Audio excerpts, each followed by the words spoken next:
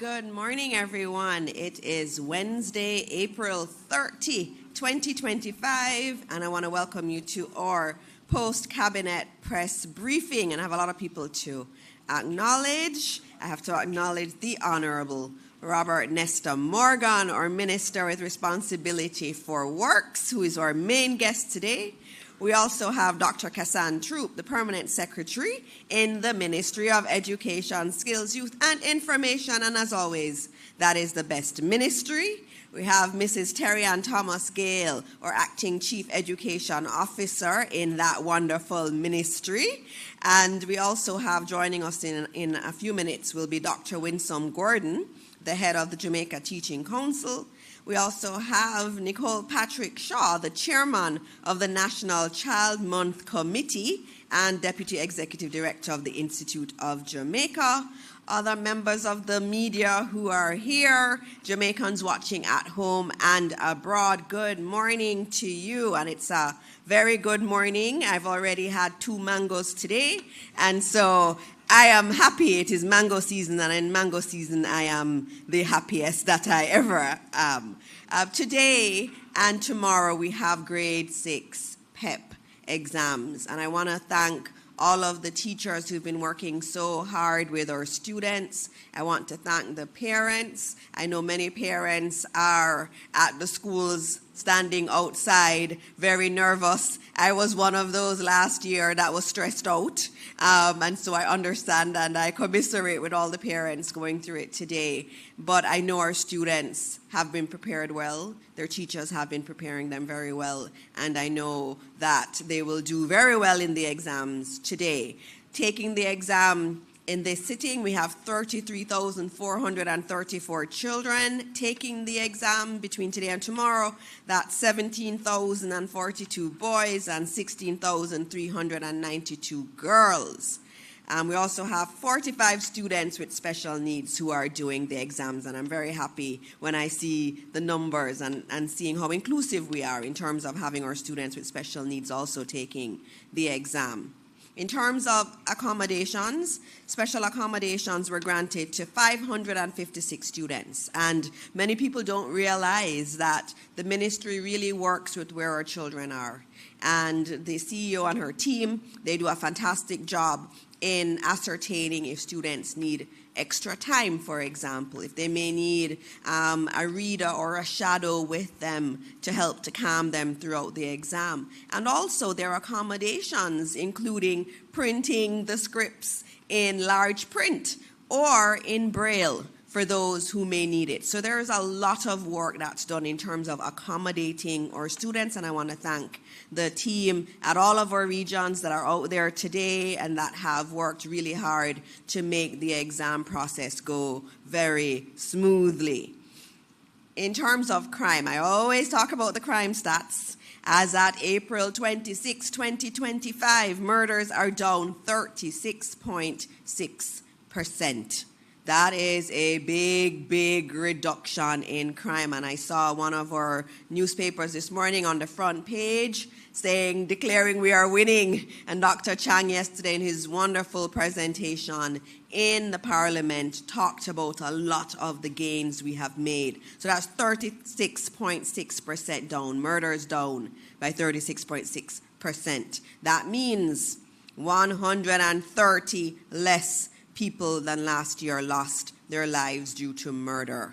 It means 130 less mothers in pain. It is a big number, it is a big deal, and we need to celebrate it. In addition to that, major crimes are down 18.2%. That is 250 less major crimes in our country in the period up to April 26 when you compare it to last year. And so those are things to celebrate, and every week that we do post-cab, I'm going to celebrate those numbers because they are worth celebrating, and also commending our wonderful members of the JCF who are working so hard to keep us safe and have worked tremendously in bringing these numbers down. I also want to speak to new penalties for murder. And yesterday there was a very, very busy sitting of the House a lot happened in the House, and I know Minister Morgan was there, and he was participating. At one point, I was looking, Minister Morgan, you were there, and I saw you sitting in in a special seat yesterday, but I was very, very happy to see it, and I was smiling. But there was a lot going on yesterday, and you may have missed this, and this is a very big deal. New penalties for murder were passed in the House of Representatives yesterday. And so what was passed, and you have to really pay attention to this, there were amendments made to the Offenses Against the Person Act, the Criminal Justice Administration Act, and the Child Care and Protection Act. These amendments represent a vital and deliberate response to the levels of violent crime in our society, particularly those involving the most heinous offense, which is murder. In respect of the Offenses Against the Person Amendment Bill, for non-capital murder, the mandatory minimum sentence for imprisonment is now 30 years. That's 30 years for non-capital murder under the Offenses Against the Person Act. For capital murder, we have increased the mandatory minimum sentence to be served before being eligible for parole from 20 years to 50 years. That is us saying that we are really serious on crime. We are saying that the victims of murder and of crime matter, and that the penalties have to be very, very strong. We've also seen under that same act, the Offenses Against the Person Act, we're increasing the mandatory minimum sentence to be served before being eligible for parole, where the sentence is imprisonment for life. We're moving that from 15 years to 40 years. And finally, where a term of years has been imposed, the period that must be served before becoming eligible for parole is 20 years. In terms of the Criminal Justice Administration Amendment Bill, there were some amendments that were recommended here that have been passed and were passed yesterday, and it increases the term of years to be deemed as life imprisonment from 30 years to 50 years where the offense committed is murder. The starting point for calculating the reduction in the sentence is usually life imprisonment, and the aim of this amendment is to maintain an incentive scheme for defendants to plead guilty, but ensuring that the reduced sentence is not inordinately low. And so we know that we will still give that credit if you do plead guilty, but the term that is still served needs to be sufficiently long to serve as a disincentive for doing this. So the Prime Minister said this was a priority, and it is a priority, and we have done what we said we were going to do. No one can think that I can commit murder and I can go and cool out for a bit in jail and then come back out after 15 years or so and commit another murder. We are saying that is no longer the case. And we're very serious about this. We're very serious about preserving life. We're very serious about the rights of the victims. And the victims are often voiceless in what happens. And so this is us saying to Jamaica, we hear the cries of all of the people who have been victims and their families have been victims to murder. And we are very much saying to Jamaica, we will not stand for it, and the penalties demonstrate that. I know that Minister Chuck will be speaking a lot more on these changes. It happened during Parliament yesterday, but there will be a lot more that will be provided in relation to these changes. There are other things that I have on my list, but given that I'm at 9:15 and I have some other things to do, if we have time at the end, I can go through them. But I do want to move now to our first presentation. I'll tell you what we're going to be doing today. We're going to be having Minister Morgan first, who is responsible for Works. And I always want to know what's happening in terms of the Works portfolio, and I know all of Jamaica does, and so he will go first. After him, we'll have Dr. Kassan Troop, who will be speaking about Child Month. And then we'll also have our Chief Education Officer, who will be coming to speak about our interventions in relation to CXC and CXC math in particular. And then we'll also have a discussion around the Prime Minister's Youth Awards. So that's the lineup for this morning. So please join me in welcoming Minister Robert Nestor Morgan, our Minister with Responsibility for Works. Thank you very much. The very eloquent and effective Dr. Dana Morris Dixon. I see your stewardship of the information portfolio has been stellar. I don't see any need for any adjustment or changes. So we give thanks. It's an inside joke. Thank you very much. Ladies and gentlemen, thank you very much for Dana, thank you very much for your invitation to the post-cabinet press briefing, and also thanks to members of the media who are here and those in the public domain who are listening. I have been summoned here this morning to give an update on the various programs carried out by the Ministry of Works through the Ministry of Economic Growth and Job Creation, the primary of which being the Spark program. I will give you an update on Spark, but I just want to give a general update as to some of the things that we have been doing over the last several months. It is almost a year since I've been Minister with Responsibility for Works, and I think we have done significant work over that period, but the work continues. I will start off with the South Coast Highway Improvement Project, where we are now 90% complete. We have completed Part A, Maypen to Williamsfield Road Extension, which is essentially a toll road which is not yet tolled. We have given the public a benefit of no tolling over the last several months.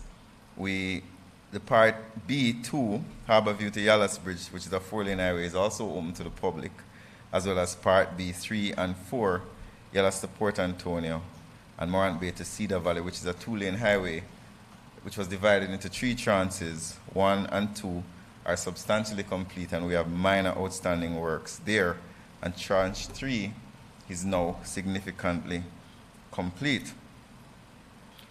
I would like to also announce, Minister Dixon, that the government has approved the Port Antonio bypass. Cabinet would have approved the Port Antonio bypass recently, which is an $81 million investment, which will ease traffic congestion and open up Port Antonio to more development, as well as give persons better access to that side of the island. That's a very significant development by the government of Jamaica. It is a variation on the South Coast Highway Improvement Project, so it's not a new contract, and it is valued at $81 million. In terms of capital expenditure, which is aimed at improving transportation in the Kingston metropolitan area, we are almost finished with Grange Lane. Prime Minister would have toured Grange Lane a few weeks ago, so we're 92% complete. That was a $1 billion investment in the parish of Portmore, and we're expecting completion by June of this year. Cabinet has also approved the $2.4 billion Brayton Road to part of the Hellshire Main Road, and this contract has been awarded to S&G, and it will commence in June of this year. We have other capital expenditure slated. I know persons are very excited about East Kings House Road, Lady Musgrave. That is in the planning process to be executed probably late this financial year or next financial year. We're working very feverishly on the new entrance to the Portmore from the Mandela Highway, which will also include Municipal Boulevard. I know a lot of persons are excited about that. And the big one, we started the studies on the Sandy Gully. And I don't want to say Sandy Gully, I want to say Sandy Gully and its tributaries, because it's not just Sandy Gully. It is a whole ecosystem of drains built in the 60s thereabout to prevent flooding in Kingston. So we're going to do a total rehabilitation of the Sandy Gully.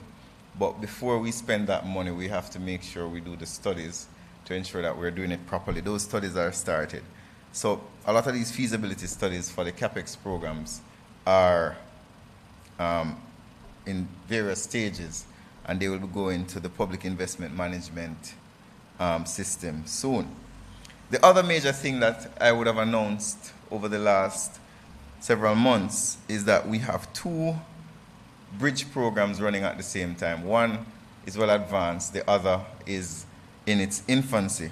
The first one is a priority bridge program, which is funded by your tax dollars to the tune of $1.5 billion, which will include 7 bridges, including the Troy Bridge, which is $230 million, which is now 60% complete. We had some rains over the last several weeks on the border between Trelawney and Manchester, which would have slowed down the work. But the work has restarted. But the people do have access, as they have a footbridge, a temporary footbridge that we have put in place. The Spring Village Bridge in St. Catherine, which is another $250 million, that's 10% in progress. We're driving piles into the ground now to lay the foundation for that bridge. There was also in the news the Craig Mill Bridge, which is valued at $170 million. We're in the planning stage of that, but we are currently constructing a $30 million footbridge to give the people of Craig Mill access across the river. Studies have been complete for Southwood in Clarendon, Barham in Westmoreland, Guanaba Vale in St. Catherine, and these structures are moving to the PIMS appraisal phase. And we also have the Mahogany Vale Bridge in St. Thomas, which is being repackaged. To the people of Mahogany Vale, your bridge started about 3 years ago. Then we had the Garden Town breakaway and several other incidents which stopped the construction. We attempted to negotiate a restart to it, but when we looked at the cost and the change in prices, it was decided to start it over afresh. I want to also mention, as somebody asked me, about alley. So we're spending about $30 million on alley. The contractor has already been chosen. It was a public tender. The contract was awarded, and we expect work on the alley entranceway and some remedial work on the road to be done in the next several weeks. As I said earlier, Port Antonio bypass is the big deal right now. $81 million US, Norwich to Turtle Harbor. And the objective is to improve travel efficiency, reduce congestion, and support regional economic growth. It is expected to start in June of this year. There are several other strategic investments that the government is making. We have the Palisados Airport roundabout to the bottom of Mountain View. We have the Palisados Airport roundabout to Port Royal. Prime Minister would have announced yesterday a big one, the total rehabilitation of Spanish Town Road. Spanish Town Road, for those who don't know, stretches from 6 Mile to Darling Street, I think. Those who born and grew in Kingston would be very familiar with Spanish Town Road. So the Prime Minister would have announced yesterday we're in the planning stages for the rehabilitation, and the rehabilitation will take next financial year. But while that is happening, we will be doing some remedial work to bring some respite and comfort to the commuters who traverse Spanish Town Road. We have Washington Boulevard, 6 miles to Malines Road. We have Dunrobin Avenue extension to East Kings House Road. We have the Red Hills Road, Dunrobin Avenue to Perkins Boulevard. We have Eastwood Park Road to Washington Boulevard. Old Hope Road is slated for major rehab. Brayton Parkway, Port Maria Bypass, Lucy Bypass, Hopewell, and the Sandy Bay Bypass. And over time, as the Prime Minister did yesterday, he will articulate more details about these significant road and infrastructure development. P.S. we have spent almost $9 billion last year on road infrastructure. That is the highest we have ever spent in the history of Jamaica on road rehabilitation. And this year, with the help of my cabinet colleague, Dr. Morris Dixon, we're hoping to convince the Minister of Finance to at least match those funds that we spent last year. You would have heard of the REACH program. That is almost totally complete. We're about 80%. That was a $3 billion program split between constituencies and national road infrastructure. We also had REACH Emergency, which I know a lot of persons were thankful for, that started in December and is almost complete now. Spark is well underway. 38 roads are under construction right now. Some have been finished. For the most part, Richins Avenue is finished. We have roads in downtown Kingston which have been finished. Maho Drive is finished. Ransford Close in St. Catherine is almost finished. We have Everest Drive, which is almost finished. And also Richins Avenue. Orange Grove is being paved right now. And Dorothy Drive in St. Andrew was being paved yesterday. So when I say spark is sparking, it's a significant spark. And we made a commitment that by July, we would have completed at least 70 roads, which means that we should have completed at least one road in each constituency. Now, that doesn't mean that that's the only amount of roads we're doing this year. We're going to be doing almost 200 roads this year. But as you know, with all systems, it takes some time to ramp up. So Jasmine Close in St. Catherine, I visited there. That is finished. And there are several other roads. I am happy to boast that Stewarton Road in my constituency is also being constructed, as well as in North Clarendon Dam Road in the constituency of MP Dwight Sibbles. Every week, Minister, I get a report on the Spark program. It's something that I think is important because we as a government have to make a very firm and focused management of the Spark program. It's one of the most important programs in the history of Jamaica. We have never spent $45 billion on community roads in such a short period of time. And yesterday I would have gotten the report from the National Works Agency and the contractors. So to remind you, we have announced 168 roads so far. We're going to be announcing some more. We commenced 24 in April. We're planning to commence 32 by the end of. We commenced 24 in April. We're planning to commence 32 by next week. And within May, we're going to be upwards of about 50. And so far, we have gone to about 38 constituencies.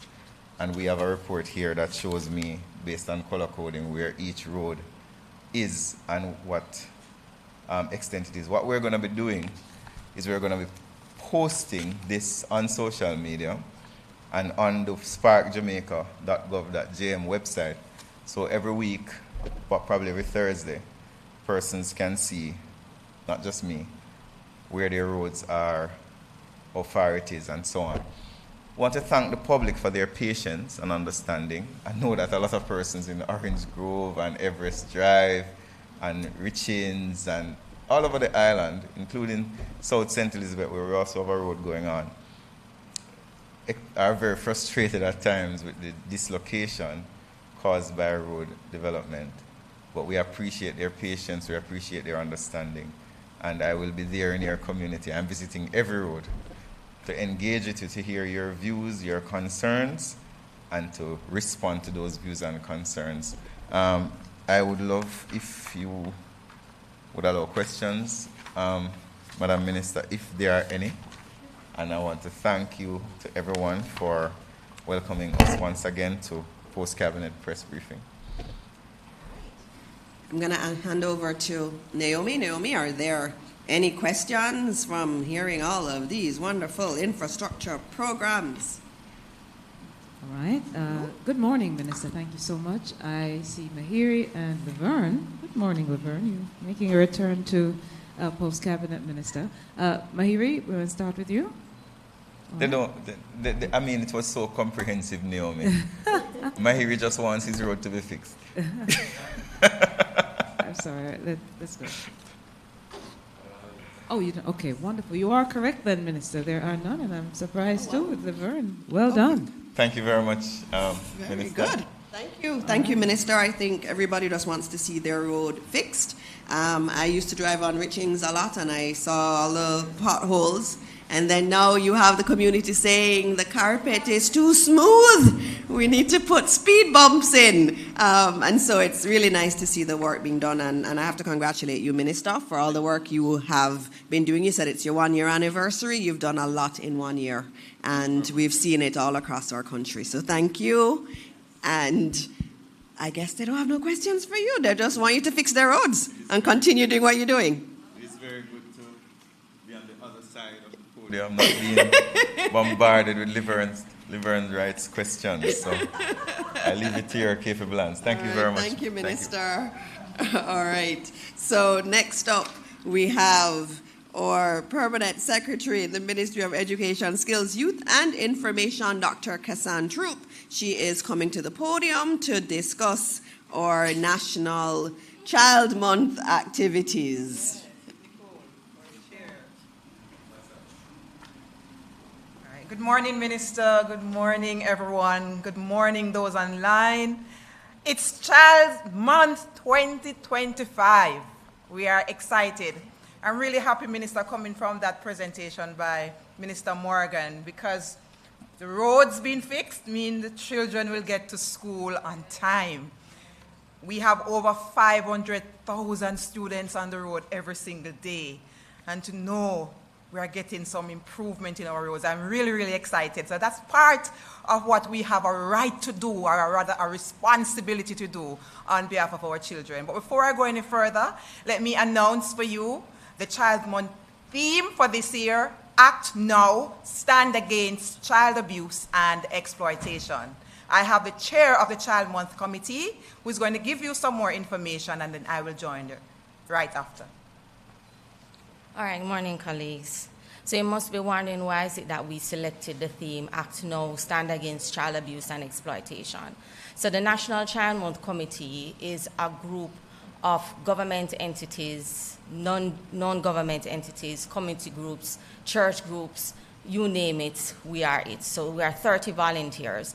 And what has happened is that we did an environmental assessment last quarter.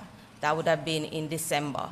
And we recognize that there's an increase in child violence that is happening in Jamaica. The report says that over 43,000 cases of child abuse was reported between January 2019 and December 2020. And so you would have 60 reports per day in terms of child abuse. Between 2020 and 2024, crimes against children included 168 murders, 1,439 rapes, 2,576 sexual offenses, 351 shootings, and it goes on and on and on. And then in November, the Planning Institute of Jamaica released Jamaica's first violence survey against children, and we recognize some starking results in terms of what is happening with our children. And so we recognize that we needed to put into action the theme, Act Now, Stand Against Child Abuse and Exploitation. So what are we doing now?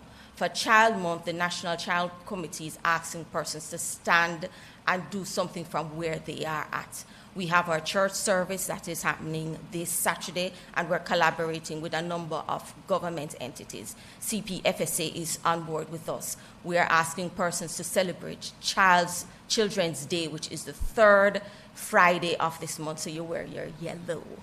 We have our Care Package Day, we have our youth forums, we have our mental awareness day. So we're just asking you from where you stand, whether you are in an entity or whether you are in a community group, to join the charge. Act Now, Stand Against Child Abuse and Exploitation. Thank you so much, Nicole. And I just want Jamaica to know that the Child Month Committee is the government's commitment to reassuring and reaffirming child rights in Jamaica. As you know, Jamaica ratified the UN Convention on the Rights of the Child, and we have been very active over the years, making sure that our children are aware of their rights. You know, we have passed the Child Care and Protection Act right here in Jamaica, which embodies the clauses, regulations in the convention that Jamaica ratified. So we are an active participant, and we are committed as a country to making sure that our children are safe. And of course, our Governor General declared the third Friday in every May, the month of May, the third Friday every year, as Children's Day, which is our day to celebrate the children, to give them an opportunity to play and to be.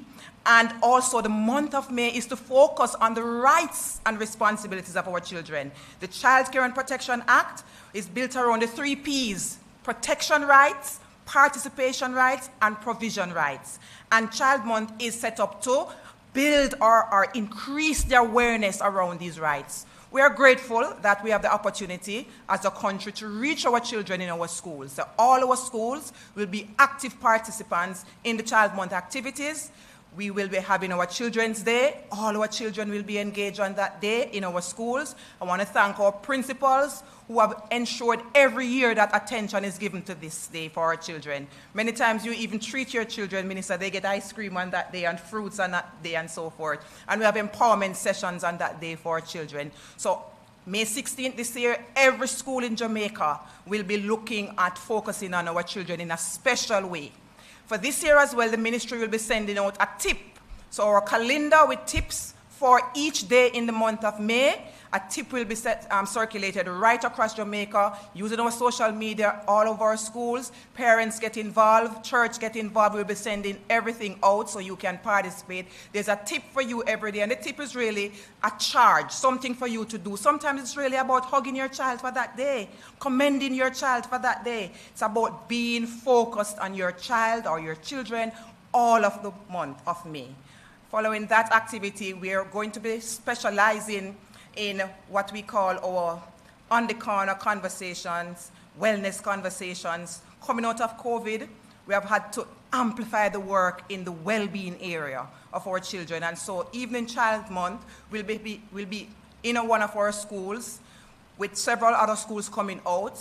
That's in the latter part of May, talking about the mental health issues facing our children.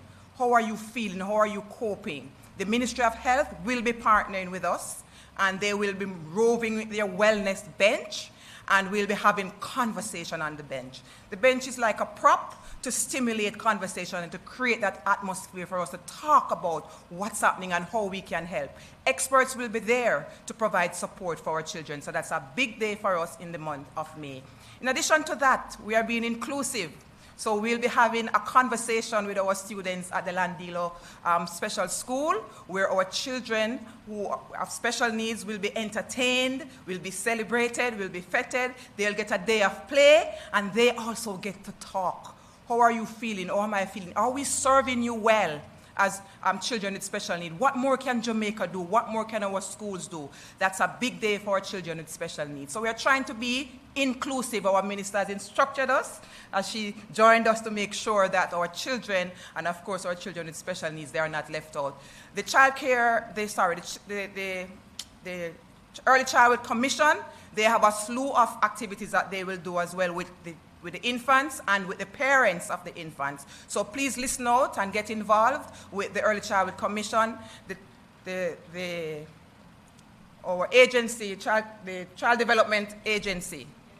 CPFSA also, Minister, they have indicated that they will be working with the children in the state care throughout the month of May. They will be having Boys' Day for the children, they will be having Girls' Day, and they will be having a National Sports Day for the children in state care within the month of May. And they will be launching their Picnic Sense TV series for children in state care. So a number of activities are being planned and will be rolled out in the month of May as we celebrate our children. So my charge now to you, colleagues, parents, friends, everyone listening. The theme says, act now. So I'm calling all of us to act now and stand against child abuse and exploitation. Thank you. Much.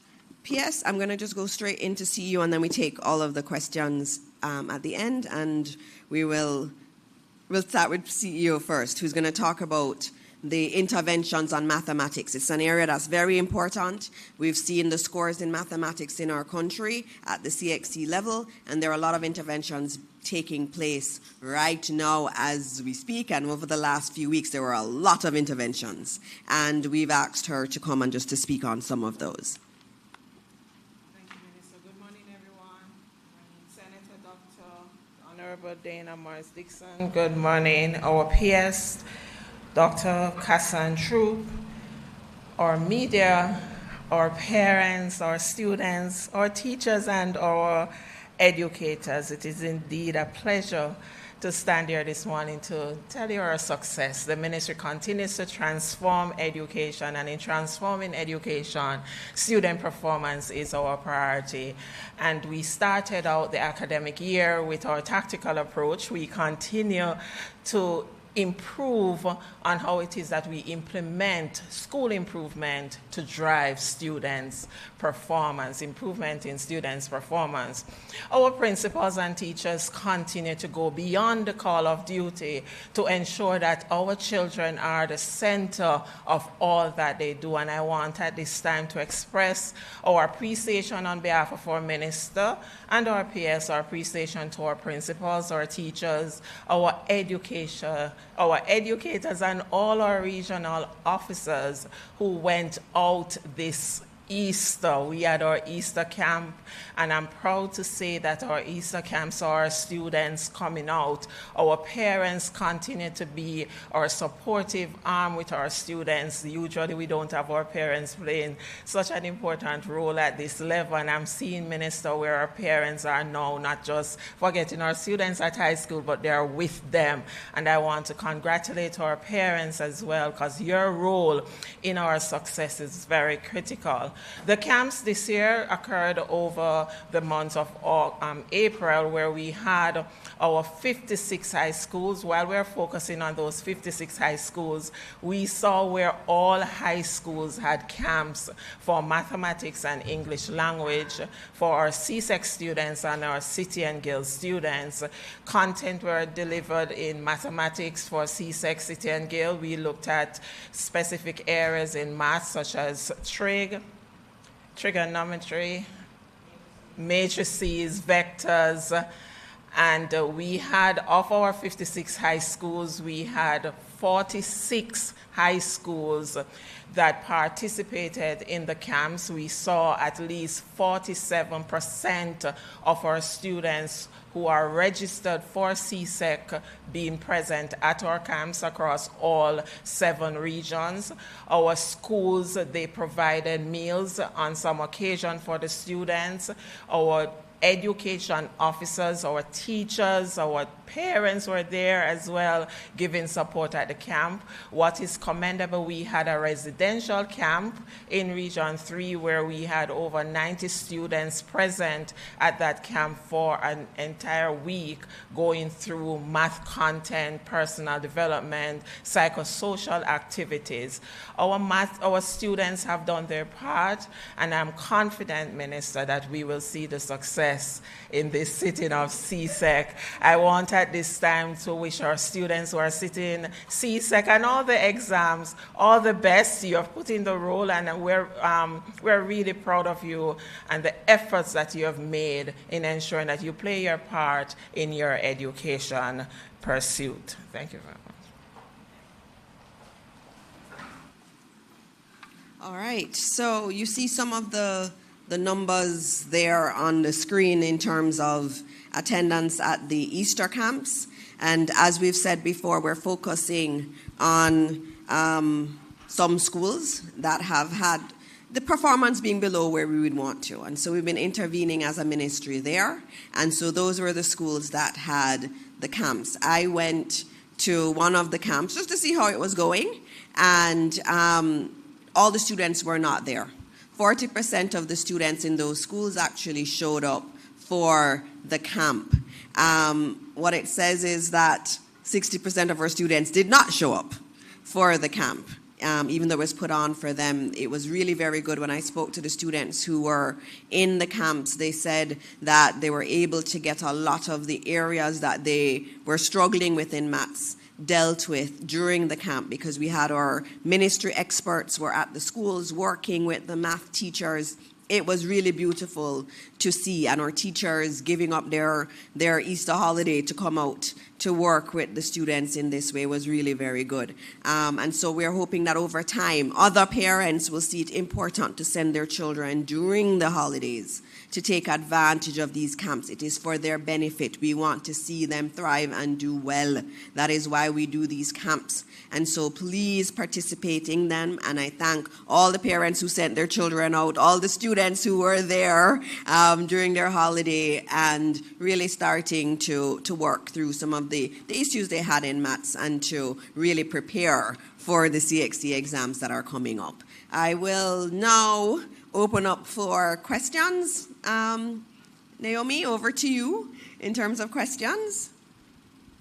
You know, today I'm ensuring that, or especially because Mr. Barrett is here, that we give them full reign. Yes, I'm picking on him because he hasn't been here for a while, but all right, Laverne, we'll give you the mic. Thanks. Thank you very much. Minister, just one question from me. We've been talking for some years now about, and this is off topic, just to indicate, about a review of the Access to Information Act. Can you indicate at this point where we are with that particular review?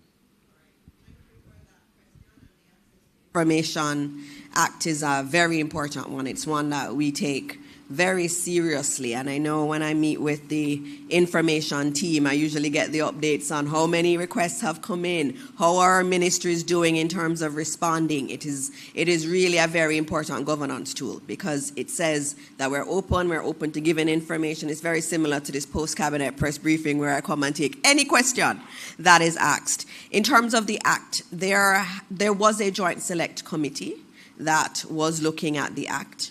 And there was a draft of some amendments that had been prepared.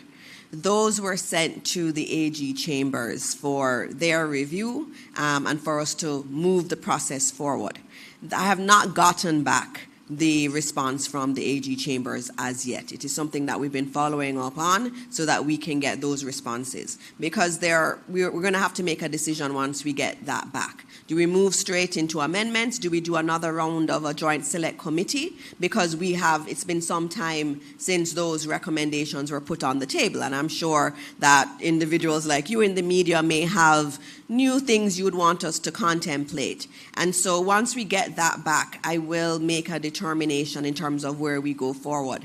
I do believe that this is a piece of legislation that we do have to do some amendments to, and it will be a priority for me. So as soon as I get back the comments from the AG chambers, I will come here and I'll tell you when I'm coming to discuss what has been found and what is the way forward so that we can get a functioning act. Mm-hmm. Oh, you have a follow-up? Yeah, sure. Go ahead. Just in preparing for the press conference this morning, I was doing some reading, and it seems to me like that was the position from 2019, that it would be sent to the AG's department for an opinion. Yes.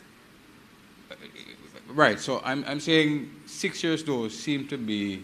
Yeah, I'm not sure that it's 6. I'd have to check the dates, but I know when I assumed this role, that was one of the first things I checked on was where were we with the Access to Information Act, because members of the media like you would have asked me about it. And I have said that for me, I want to move it forward. I want to move the amendments forward. And so with my checks with the information team, it's been that it is still at the AG chambers. I have raised it, and I have asked for an update. And I will, now that you've brought it up again, I will put it higher on my radar. It will go up to number 1 on my list of to-dos so that I can come back and give you information on where we are. Yeah. Thank you, Minister. And yes, your position is in fact very correct, but we'll get some things done on it. Mahiri, good morning. Morning, Minister. Mahiri Stewart, Nationwide News. So yesterday the PNP had a press conference regarding the JTC bill, and they raised quite a number of issues that they had with it that they wanted to see changes to. Among them were calls for a 6-month grace period in terms of license renewal. They had concerns about the CPD and whether or not it was affordable enough for teachers, the lack of definition of some terms like fit and proper or competent to teach, a lack of provisions for temporary teachers to be put in, restrictions on private educators, along these lines. The PNP also called on the government to address these issues as quick as they could. Are these issues that I've just listed issues that the government have also recognized? All right, this is a very good question. I'm glad that you asked about the JTC bill, and it really is a question of good governance. And we have to really have a serious conversation about good governance. So this bill has been in several different iterations for 21 years. There's been a lot of dialogue, a lot of consultation on it. A lot of different groups have given their opinion on what it should look like. And over the last 2 years, we had a joint select process where we had members from the government, members from the opposition. There were 45 different Joint Select Committee meetings. All 45 Joint Select Committee meetings were televised. And we had opposition and government there. And the bill that was presented in the Senate was actually just a bill that came from that Joint Select process. So everything in there would have been discussed in the Joint Select process.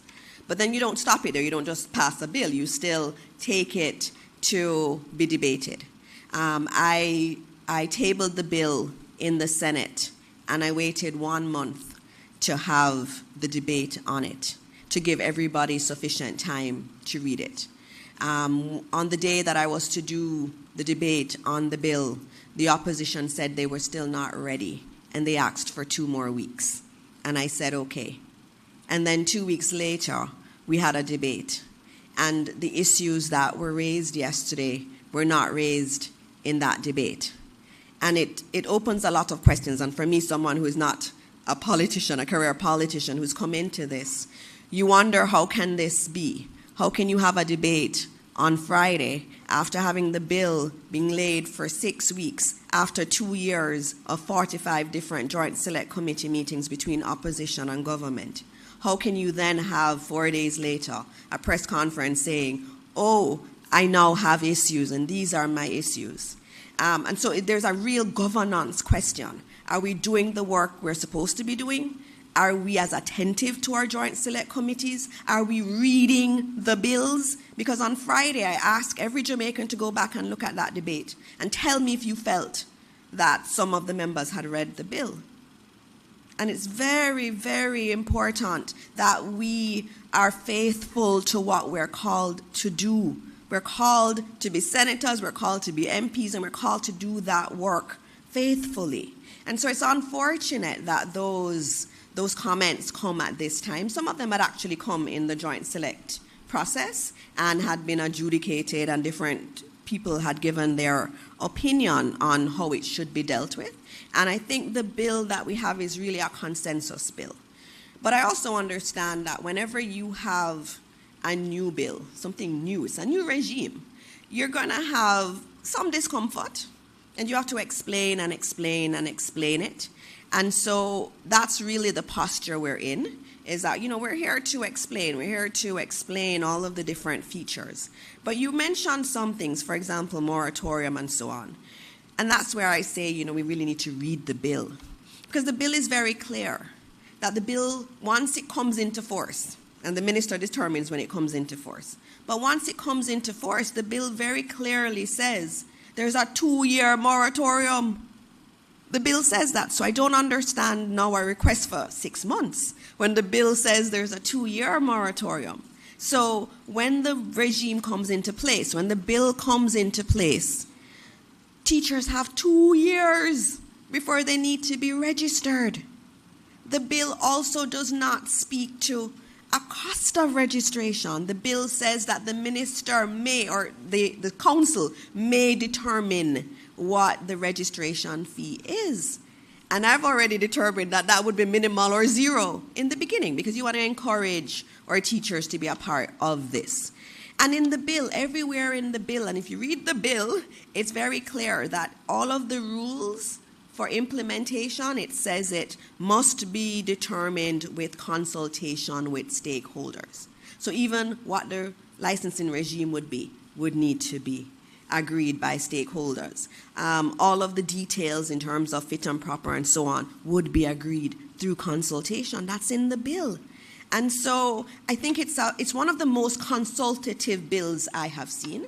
And I think a part of the reason it is like this is because of the strong influence of the union. The JTA was very much at the table in giving information and speaking about the bill. And they were there when I opened the debate. The JTA president was there in the Senate when I opened the debate. So there's never been any lack of wanting to collaborate and have discussions on it.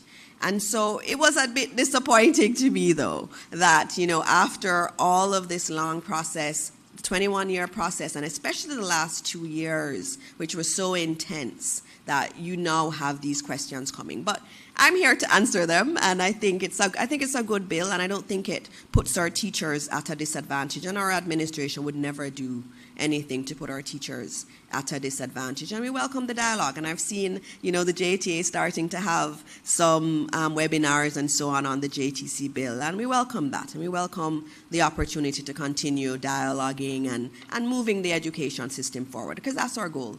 That's our goal. Our goal is not to put anyone down. Our goal is to see our children thrive. That's our goal. And everything we're doing is around getting to that ultimate outcome. And that was a very long answer, I know. I'm sorry, Mahiri. All right, thank you, Minister. Any other questions? Oh, you have another. All right, no problem. Thank you for the answer, Minister. Now we're going to switch over to math in the presentation we just heard a while ago. In terms of accessing that 60% that wasn't present at the math camps, is there anything you believe can be done, whether by the ministry or by the high schools, to further prepare those students that may not have been at these camps for CSEC coming up? Well, there is a conversation we have to have about parental involvement that we've not really had. When our students get to high school, a lot of times the parents say, you're big now, and aren't as interested in what is happening. And what the ministry has done in its tactical approach, which is to target the schools where we have the levels of underperformance that we think are not healthy for our children, they have engaged the parents. In some instances, parents come. In some instances, no parent shows up for the engagement. And so that is something that we have to work on in the ministry. How do we better engage parents? It may mean going into the communities more and not just an email from school. But the good thing is that this is our first year doing these kinds of targeted interventions. And you would have seen on the presentation, we knew what were the areas the students were struggling with the most. In the past, we never had that kind of information on which tests they did that they fell down the most. So we're monitoring even their monthly tests that they're doing at school for those schools, so that we can intervene better. This is our first year. There are a lot of lessons to learn. And if we're going to reach our children, if we're going to save our children in these schools, we're going to have to learn lessons. And I think the parental involvement is one. We've also discussed, and when I was at one of the schools, they had about half of their students there. They were more than the 40%. But they had noted that maybe if we had lunch every day, they would have more participation. And so we're going to be looking at it. And in some of the programs, we did provide lunch, and we saw the numbers higher for those. So we know one lesson we've learned. Let's talk about nutrition, and the nutrition element is really big. It's really a detractor from our students coming to learn. So there are things we're learning from it, and next year it's going to be even bigger and better because we've learned our lessons this year. Thank you, Minister. There are no more questions on the floor. I think people are also excited to hear about Youth Month and the youth awards in particular. Child Month, Yes. and we were going to go with the what we were at 10 o'clock, so we're going to move it to our next press conference. And just to note, Dr. Chang, our Deputy Prime Minister, has promised that next week he will be here. He was to be here this morning, but he had double booked, and so we are looking forward to having him next week to discuss many different matters, and I believe the Commissioner of Police will also be here with him. So that will be a very good post-cabinet press briefing that we will do next week. We are starting off Child Month tomorrow. It's an important month. It's an important theme that we have in terms of child abuse and exploitation. We have to protect our children, and the mental health issues that we see, the trauma that we see in our children, it is real. And we are dealing with it in our schools, and we're seeing it day after day. We have to protect our children. Let us focus on this Child Month. I have to thank the Child Month team, the committee that has put together this wonderful suite of activities. I want to thank the teachers. I remember seeing on Children's Day that they used to do all of these wonderful things, buying sweetie and stuff for the children. They don't have to do this. This is how our teachers go above and beyond what we ask of them, and I always thank them for that, and I look forward to a wonderful Child Month that's not just about words, but is really about us really talking about the issues facing our children and seriously trying to deal with them. And so this is the end of our post-cabinet press briefing tour today. I thank you all for joining us. I thank the ministers, the minister, I thank the PS and the CEO and the rest of the team. I thank the media for being here with us, and I look forward to our next post-cabinet press briefing with Dr. Chang. And so as always, I say enjoy the rest of your week, and God bless Jamaica, land we love. Thank you.